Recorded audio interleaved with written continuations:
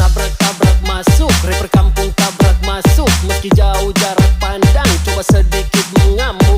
Kuciptakan lirik dan beat, secepat kilat tapi tak sempit. Berdiri tegar walaupun sulit, tak mampu bersaing silakan pamit. Ya, oke gas, tambah 2 torang gas. Untuk langkah pertama, cuci gelas kimia sampai bersih agar zat lain tidak mengganggu pengukuran pH tanah.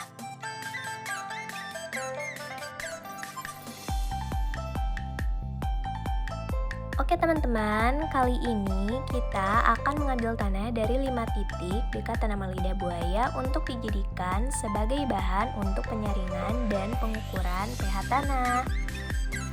Ayo mari kita lanjutkan. Selanjutnya, ambil sampel tanah di sekitar 5 titik area tanaman lidah buaya dengan menggunakan spatula. Jangan lupa ya untuk kedalamannya kurang dari 30 cm. Kita ambil dengan hati-hati ya teman-teman. Kemudian, tambahkan air pada gelas yang berisi tanah.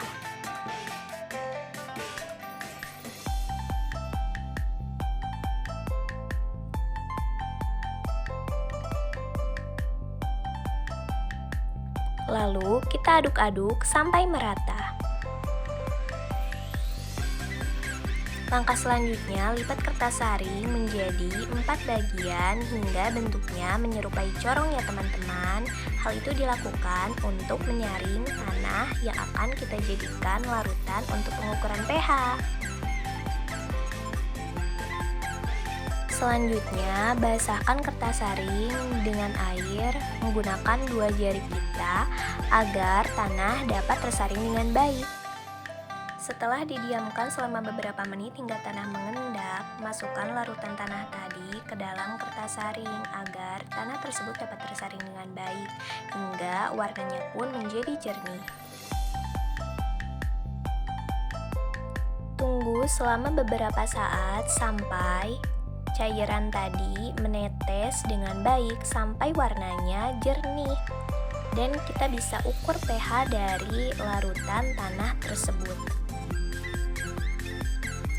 Jika larutan tanah tadi sudah tersaring dengan sempurna, masukkan ujung indikator pH ke dalam saringan larutan tersebut. Tunggu hingga indikator pH stabil, tidak naik dan juga tidak turun.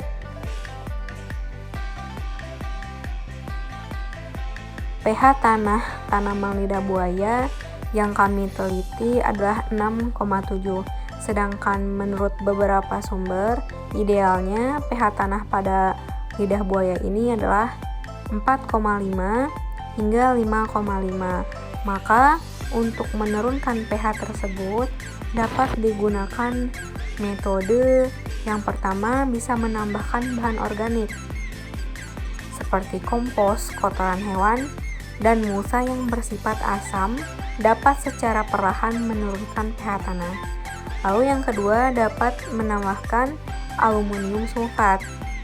Aluminium sulfat ini dapat menurunkan pH dengan cepat, namun pastikan untuk menggunakan jumlah yang tepat sesuai dengan rekomendasi agar tidak merusak tanaman. Yang ketiga, bisa menambahkan asam sulfur. Ini juga dapat digunakan untuk menurunkan pH tanah. Namun perlu diingat bahwa sulfur bekerja lebih lambat daripada aluminium sulfat. Yang keempat, bisa menambahkan urea berlapis sulfur. Nah, ini dapat digunakan untuk menurunkan pH tanah secara bertahap.